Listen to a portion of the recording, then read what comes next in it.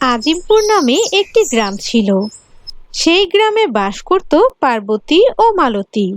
মালতী আর পার্বতী দুজন ছিল প্রতিবেশী এবং তারা দুজনই ভালো বন্ধু ছিল। পার্বতীর একটি মেয়ে ছিল, তার নাম ছিল সোনা। আর মালতীর একটা মেয়ে ছিল, তার নাম তারা। তারা আর সোনা একই দিনে জন্মগ্রহণ করে, তাই তাদের প্রতি বছর একই দিনে বাড়তি আসে। পার্বতী ছিল অনেক বড় লোক, তাদের ধন সম্পদ বাড়ি গাড়ি কোনো কিছুর অভাব ছিল না। কিন্তু মালতী ছিল একদম উল্টো, তার বাড়ি গাড়ি তো কিছুই ছিল না। তারা দুবেলা খাওয়া দাওয়া অনেক কষ্ট করে জোগাড় করত। মালতী পার্বতীর বাসায় কাজ করত। তার বাসায় কাজ করে যে টাকা বেতন পেত সে টাকা দিয়ে সে কোনো রকম সংসার চালাতো। পার্বতী বড়লোক হওয়ায় তার মেয়েকে অনেক ভালো স্কুলে পড়াতো, আর মালতী তার মেয়েকে গ্রামের একটি সাধারণ স্কুলে পড়াশোনা করাতো। মালতী মাঝে মাঝে পার্বতীর বাসায় বেঁচে যাওয়া খাবার ফেলে না দিয়ে বাসায় এনে তার মেয়েকে খাওয়াতো। এতে তাদের কিছু টাকা সাশ্রয় হতো। এভাবে তাদের মা মেয়ের সংসার কষ্ট করেই পার হচ্ছিল। একদিন তারা তার মাকে বলল, মা, তুমি আর সোনাদের বাসা থেকে বেঁচে যাওয়া খাবার আর আনবে না। কেন তুমি ওদের বাসা থেকে খাবার আনো? মা, ওরা খাবার ফেলে দেয়, তাই আমি বাসায় নিয়ে আসি। এই খাবার নিয়ে আমি আর তুই খাই। এতে আমাদের একবেলার খাবার বেঁচে যায় আর কিছু টাকা সাশ্রয় হয়। আর সেই টাকা দিয়ে আমি তোর পড়াশোনার খরচ চালাই। গরিব হলে অনেক কিছুই মেনে নিতে হয়। মা, তুমি জানো না, সোনা আমাকে এই ব্যাপার নিয়ে অনেক খোঁটা দেয়। আমাদের বান্ধবীদের সামনে আমাকে বলে আমরা নাকি ওদের বাসায় ফেলে দেওয়া খাবার খাই। মা, তুমি প্লিজ আর ওদের বাসায় খাবার এনো না। তাছাড়া তুমি একটা কাজ করতে পারো, তুমি আর ওদের বাসায় কাজে যেও না, তাহলে সোনা আর আমাকে খোঁটা দিতে পারবে না। আমার আদরের মেয়ে, মানুষের কথায় তুমি কান দিও না। ওরা বড়লোক মানুষ, ওরা ঠাট্টা মজা করতেই পারে। এসব এক কান দিয়ে শুনবে আর অন্য কান দিয়ে বের করে দিবে। তুমি বলছো ওদের বাসায় আমি কাজ বাদ দিয়ে দিব? কাজ বাদ দিয়ে আমরা কি খাবো? তোমার পড়াশোনা কিভাবে চালাবো? আমি কাজ বাদ দিলে আমার কাজ পেতে পেতে অনেক দেরি হয়ে যাবে। কিন্তু ওরা বড়লোক মানুষ, ওরা একদিনের ভিতরেই আবার আরেকটি কাজের মহিলা ঠিকই পেয়ে যাবে। এতে আমাদেরই অনেক ক্ষতি হবে। আমরা গরিব, এখন আমাদের সবকিছু মেনে নিতে হয়। তুমি ওর কথায় মন খারাপ করো না। বুঝতে পেরেছি মা। তারা ছিল অনেক বুদ্ধিমতী একটি মেয়ে।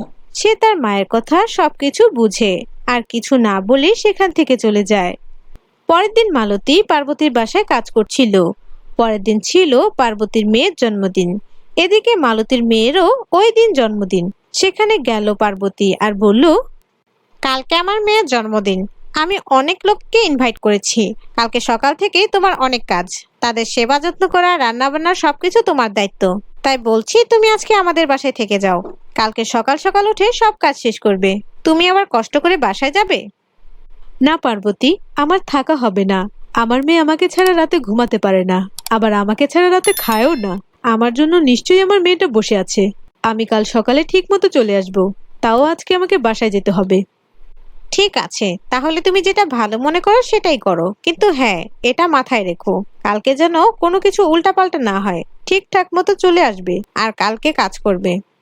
সেখান থেকে মালতী বাসায় চলে আসে। এসে দেখে ঠিক তার জন্য তার মেয়ে না খেয়ে বসে আছে। আমার আদরের মেয়ে, কি করেছো? এত রাত হয়ে গেল, তুমি এখনো খাওনি? তোমার কি ঘুম আসেনি? না মা, তুমি তো জানো আমি তোমাকে ছাড়া কখনো খাই না।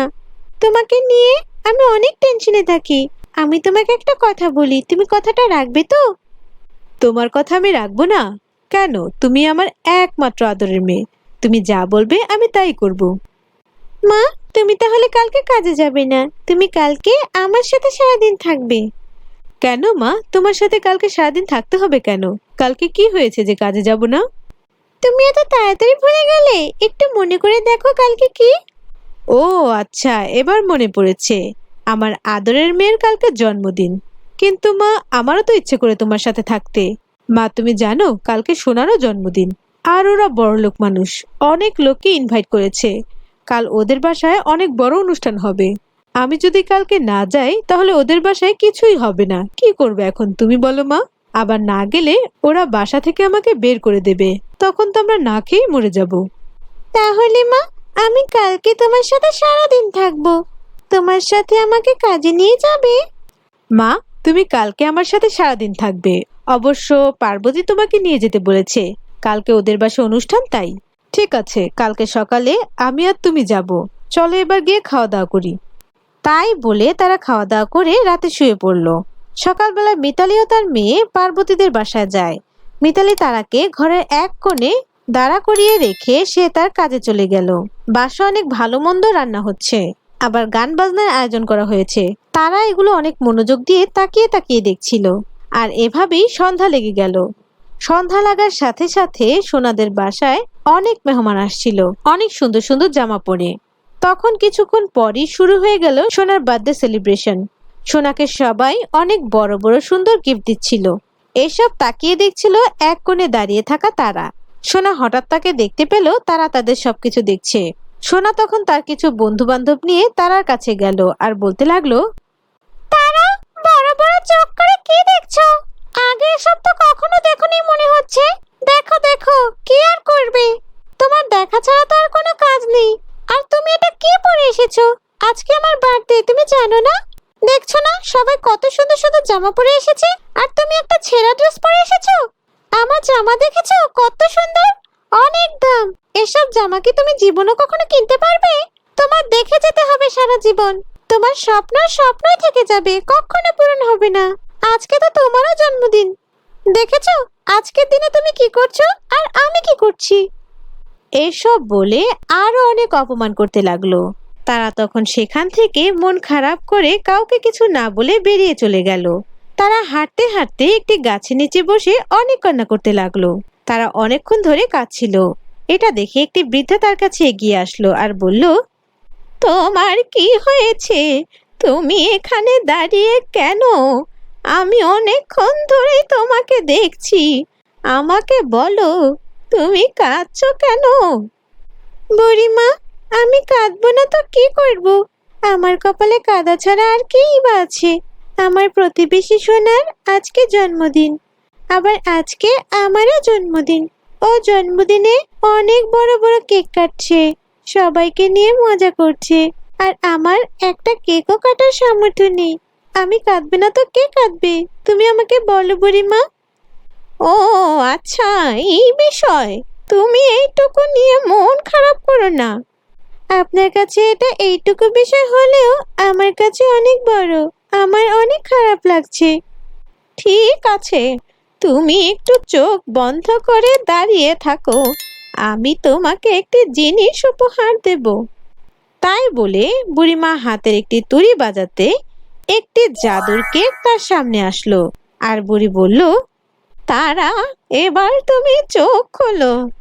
তারা কেক দেখে অনেক অবাক হয়ে গেল আর বলল, বুড়িমা, আপনি এই কেক কোথা থেকে আনলেন এত তাড়াতাড়ি? আমি তো এই মাত্র চোখ বন্ধ করলাম। আমি আগে অনেক জাদু পারতাম, বুড়ো হয়ে গেছি, অতটা পারি না।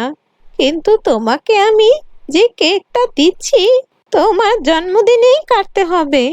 আর এই কেকটি যে যে খাবে, তোমার জন্য সবাই অনেক ভালো ভালো দোয়া করবে, আর তাদের সে দোয়াই সত্যি হয়ে যাবে। আর যদি এটা তুমি জন্মদিনের পরে কাটো, তাহলে যারা যারা খাবে সবাই তোমার জন্য বদদোয়া দেবে, আর সেগুলো সত্যি হয়ে যাবে। এটা যদি সত্যি হয় তাহলে আমার অনেক ভালো হবে। আর আপনাকে যে কি বলে ধন্যবাদ দেব সেটা আমার জানা নেই। ঠিক আছে, কেকটি আমাকে এক্ষুনি দিন। আমি এখনই আমার মায়ের সাথে কেকটি কাটবো। এই বলে তারা সেই কেকটি খুশি খুশি বাসায় নিয়ে আসলো। মিতালি সব কাজ শেষ করে বাসায় আসে। মিতালি বাসায় এসে কেকটি দেখে অবাক হয়ে যায় আর বলে, মা, এত বড় কেক তুই কোথা থেকে পেয়েছিস? এটা দেখে মনে হচ্ছে অনেক দামি কেক। কোথায় পেলি এটা? তারা তখন তার মাকে সবকিছু খুলে বলে। সেই বুড়ির ব্যাপারে শুনে অনেক খুশি হয় তারার মা। তারা দুজন মিলে সেই কেকটি কাটে এবং তারার মা তারার জন্য খুব ভালো ভালো দোয়া করে। আর সাথে সাথেই সেই দোয়া কবুল হয়ে যায়। তাদের ভাঙা ঘর থেকে অনেক বড় বিল্ডিং হয়ে যায়, গাড়ি হয়ে যায়। আর তারপর থেকেই মিতালি আর তার মেয়ে অনেক সুখে শান্তিতে জীবনযাপন করতে থাকে।